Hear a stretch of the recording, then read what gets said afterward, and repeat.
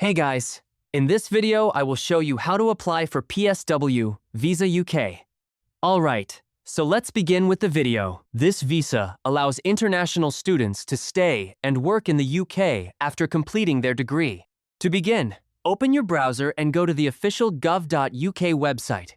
Once you're on the homepage, scroll down until you find the Visas and Immigration section.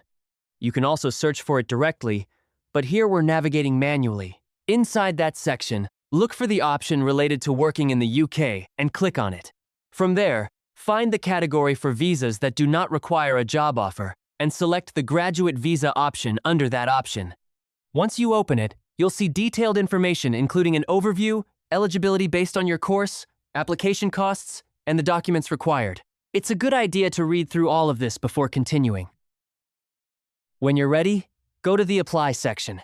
Here, you can see it explains everything about document you and your partner need, so make sure to go through it.